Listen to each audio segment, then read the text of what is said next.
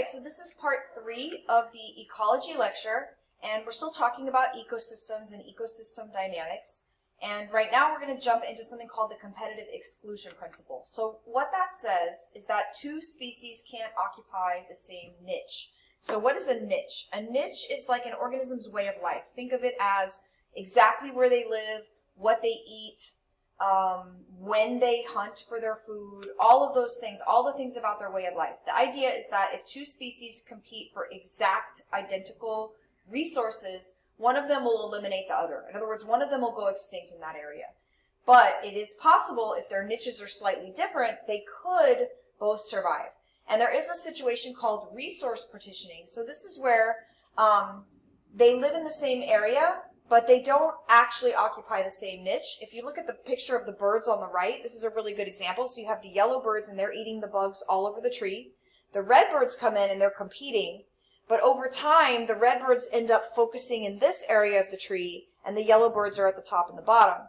This is resource partitioning. They didn't necessarily actively make some kind of a pact, oh, well, we'll just eat from the top of the tree. But the idea is then they can coexist. So if there are any differences in their niches, then the two species could exist together. But if they're competing for the exact same resources, the inferior competitor will most likely get wiped out. Okay, trophic levels. So we've talked about this a bit before. Trophic levels are sort of the energy levels in a food chain or a food web. So your producers are always at the bottom, and this is going to be your autotrophs. Now, in most ecosystems, the energy starts at the sun, and then the producers are plants. It is possible that you get these rare ecosystems at the bottom of the ocean where they use chemosynthesis, so it can be these microorganisms that live inside of clam worms and things like that. But there's always got to be producers of some kind, though. They're either going to do photosynthesis or chemosynthesis. Photosynthetic plankton in a marine environment, they live in the top layers of the ocean where light hits. They can be the producers for a marine environment. The primary consumers are the ones that eat the producers. So this is usually herbivores, like rabbits, things like that. Secondary consumers eat the primary consumers. And then there's tertiary. Typically, that's the top level. All right, so this should sound familiar. We've talked about this before. And then decomposers, they're not always shown in a food pyramid. But keep in mind that the decomposers, they recycle things. Remember that matter gets recycled, but energy flows. You don't recycle the energy. The energy flows from the sun to the producers to the consumers, etc. And there are organisms that function at multiple levels, so it's not quite as simple as, oh, it's just herbivores and then carnivores. Sometimes you may have an omnivore that eats both, say, grass and also eats worms or something like that. So this is just a very simple food chain so you could see. So you've got your producers at the bottom. On the right is like a marine food web. Then your primary consumers, then your secondary, tertiary, quaternary. It doesn't usually go above quaternary. And productivity is a measure of the total rate of photosynthesis. In other words, how much energy is actually being captured and stored in glucose. So that's the gross primary productivity. Net productivity is sort of after taxes, right? You have a gross salary, but then after you pay your taxes, the amount that you actually keep in your pocket. So net productivity is the amount of energy in excess of what the plants actually use. In other words, remember, they're doing aerobic respiration and they're using energy themselves to grow and reproduce into those things. So how much is actually left over to pass to the next level? Now remember, there's a rule, we learned it at the very beginning of the year, called the 10% rule. It said that only about 10% of the energy that's in a particular level is available to get passed to the next level. Not because energy is destroyed, but it's being lost as heat, and it's being used by the organism for processes of growth and reproduction and cell transport and all that kind of stuff. Again, remember, energy is not destroyed. It's just turned into an unusable form. And again, just a reminder, really important, energy flows, matter cycles.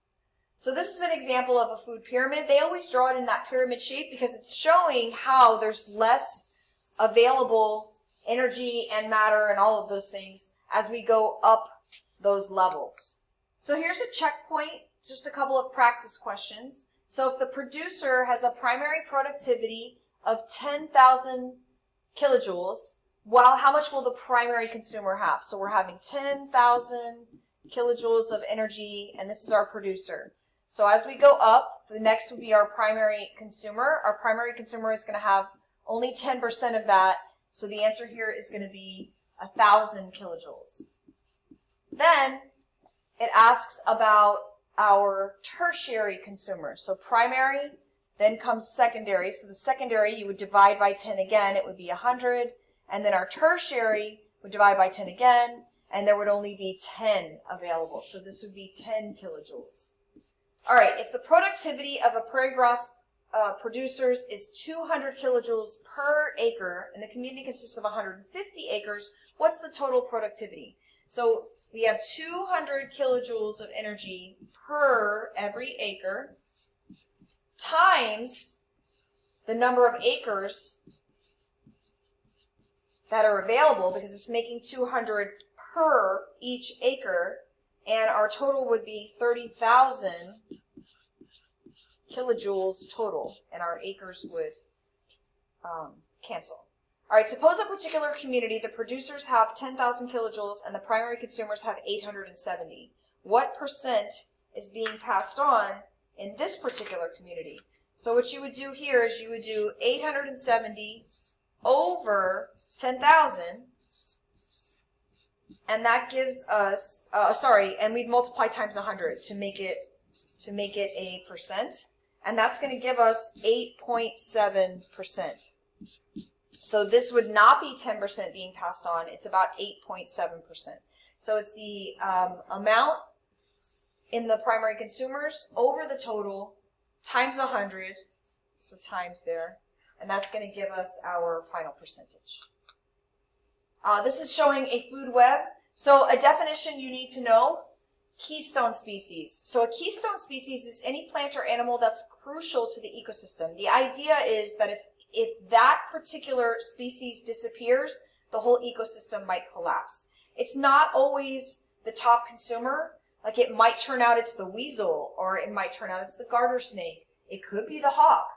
The idea is that that one plays such a major role in keeping the ecosystem healthy that if it disappears, the whole ecosystem might get thrown off. So maybe it's the garter snake, that if the garter snakes all die, nothing's around to eat the frogs. The birds are going to start starving because they eat the snakes. There's going to be too many frogs. Now because there's too many frogs, they eat all of these primary herbivores here below them. So the whole ecosystem sort of falls apart. In some cases, you get rid of a predator, and now these explode your primary consumers. And then when that happens, all your producers get eaten. So now the ecosystem will collapse. I know otters are considered a keystone species for certain ecosystems, but it would depend on the specific ecosystem. But if they told you specifically that a particular organism is so important that if it disappears, the ecosystem will collapse, or that the ecosystem relies heavily on it, that's usually what they're talking about. They're wanting you to come up with that it's a keystone species.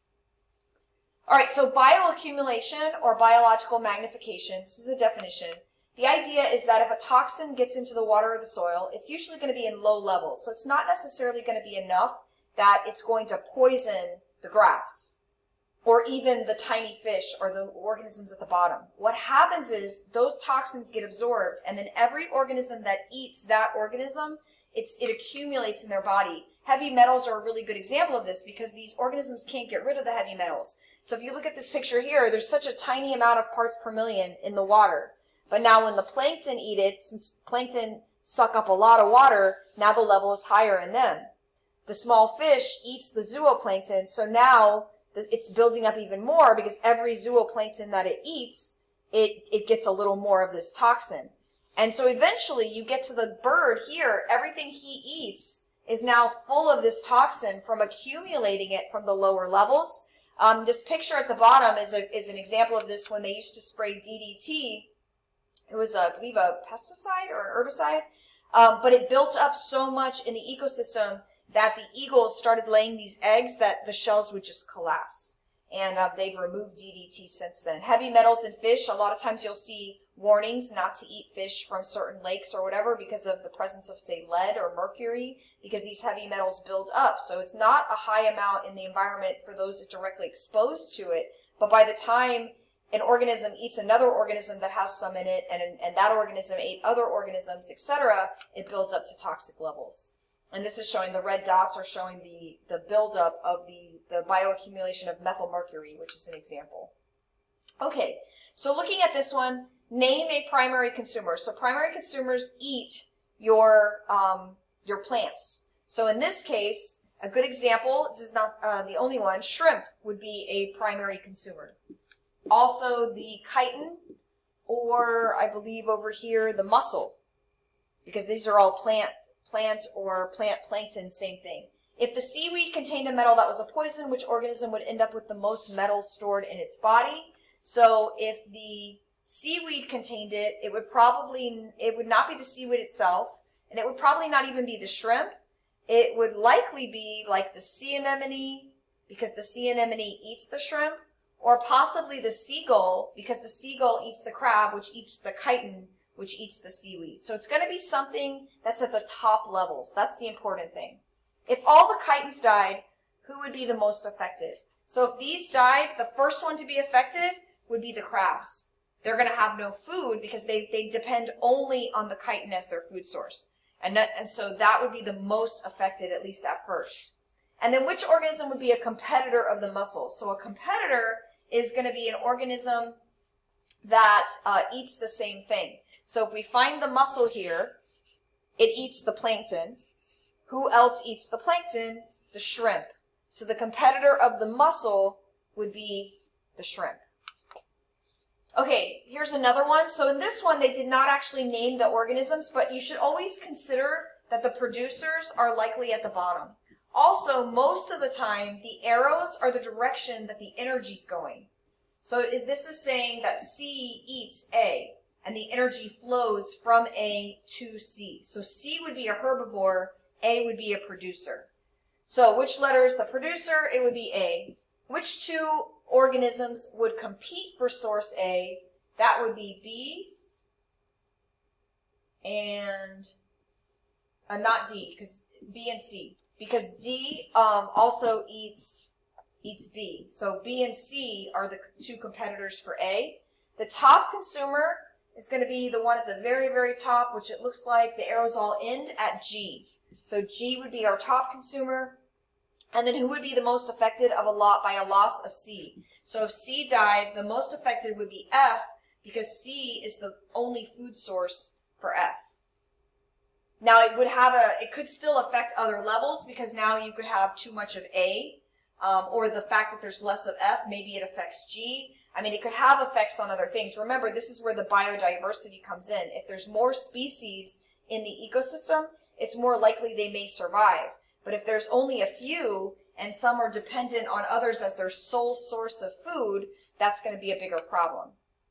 All right, and then this is one last question. So this one, I thought it was interesting because it was on an AP exam, and the arrows go down, which I thought was really strange, because typically they show the arrows going in the direction that the energy goes. However, considering that they clearly labeled that the bottom is our producers, primary consumer, secondary consumer, it's very clear that these are trophic levels.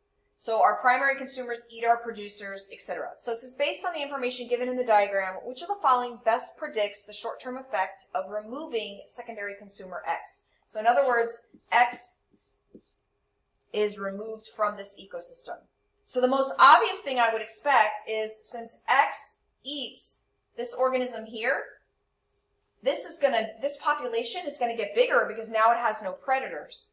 And if this gets bigger, guess what? It's going to eat more of these producers. So this is definitely going to get smaller, and this is likely going to get smaller. So looking at our four answer choices, A makes the most sense. This is going to be bigger because it no longer has a predator. And then these two are going to shrink because the primary consumer, there's more of them, they're going to eat more of the producers. And perhaps this could collapse the ecosystem or cause a bigger problem.